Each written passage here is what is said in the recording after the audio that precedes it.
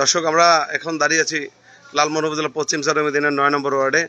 উনি দেখতেছেন যে উনি একজন স্কুল শিক্ষক, পাশাপাশি লাইব্রেরি এবং ফার্মেসির ব্যবসা করেন। থাকেন অত্যন্ত নিরহ প্রকৃতির মানুষ।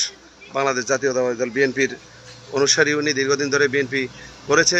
সম্প্রতি দেখা যাচ্ছে যে কে বা কাহারা গ্রামের ওনার নামে প্রোপাগান্ডা ছড়াচ্ছে বিভিন্নভাবে, যে উনি আওয়ামী লীগের সাথে জড়িত ছিল। এ নিয়ে উনি মানসিকভাবে ভেঙে পড়েছেন এবং রাজনীতি করতে চাচ্ছেন না। আজকে কয়েকদিন ধরে বিষয়টা নিয়ে উনি উপজেলা বিএনপির ধারে ধারে ঘুরছে যে আমি কোনোদিনই আওয়ামী লীগ করিনি, কিন্তু ওনারা কাকে বা কাহারা আমার নামে এই বদনাম ছড়াচ্ছে। এতে আমি মানসিকভাবে খুব বিপর্যস্ত এবং রাজনীতি করতে পারছি না। যাই হোক, আজকে আমরা শুনবো মোস্তফা মাস্টার সাহেবের কাছে কি ঘটনা কি ভাই একটু বলেন।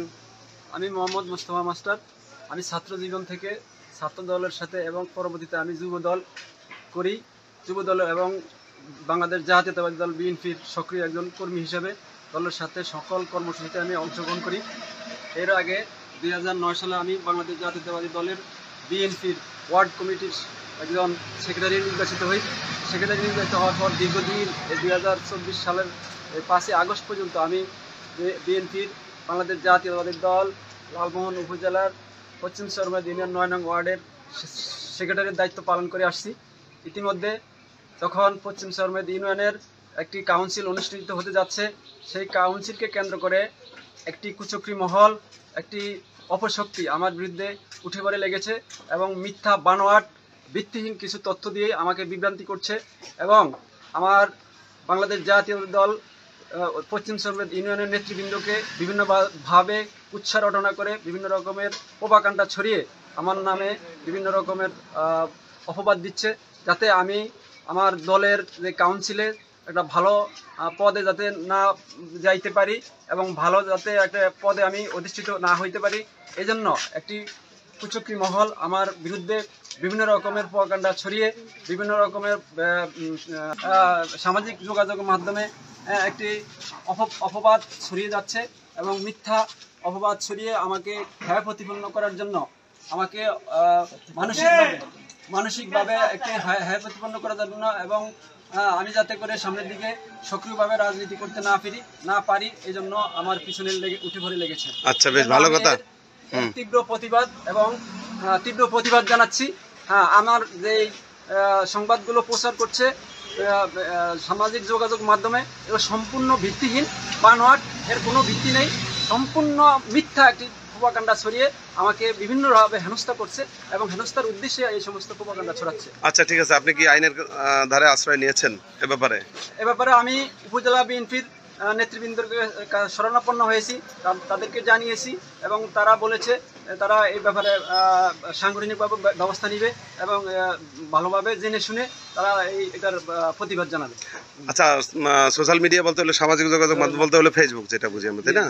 ফেসবুকে কি ছড়িয়েছে, আপনি কি দেখতে পেয়েছেন? ছড়িয়েছে একটি 9 নং ওয়ার্ডের একটা যে আওয়ামী লীগের একটা ওয়ার্ড কমিটি ছিল, ওই কমিটির ভিতরে আমার নাম ঢুকিয়ে, অর্থাৎ এটা টাইপ করে নতুন করে একটা কমিটি বানিয়ে নিজেরা ভিত্তিহীনভাবে আমার নাম ঢুকিয়ে সেখানে 9 নং ওয়ার্ডের আওয়ামী লীগের কমিটির ভিতরে আমার নাম ঢুকিয়ে তারা এটা প্রচার করছে।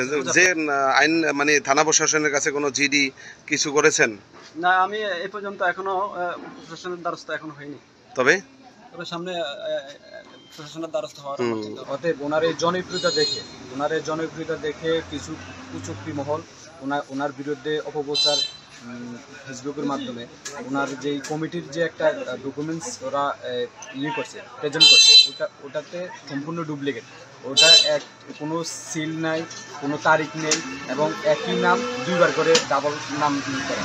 অতএব এই কুচক্রী মহলকে আমরা অবশ্যই প্রতিহত করব এবং আমি মোস্তফা স্যারের সাফল্য কামনা করি এবং মোস্তফা স্যারের পক্ষ থেকে তীব্র নিন্দা প্রতিবাদ জানাই। যে আপনি কিছু বলেন ভাই, আপনি এখানে আসুন।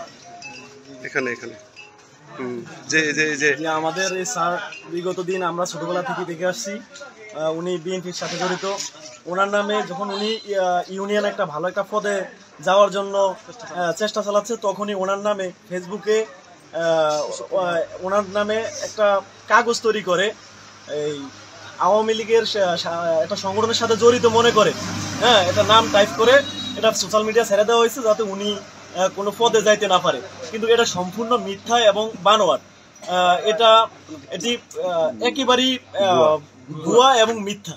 কারণ উনি আওয়ামী লীগের কোনো অঙ্গ সংগঠনের সাথে বিগত দিন জড়িত ছিল না। এলাকার প্রতিটা মানুষ ওনার সম্পর্কে জানে। আমি এটার যারা করছে তাদের প্রতি তীব্র নিন্দা এবং ঘৃণা প্রকাশ করছি।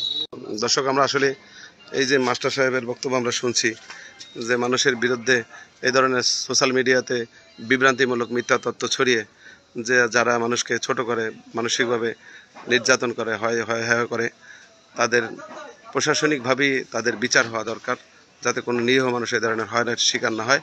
আমরা এই পশ্চিম চরমদিনী ইউনিয়নের সৈনিক বাজার এলাকা থেকে বিদায় নিচ্ছি। আসসালামু আলাইকুম।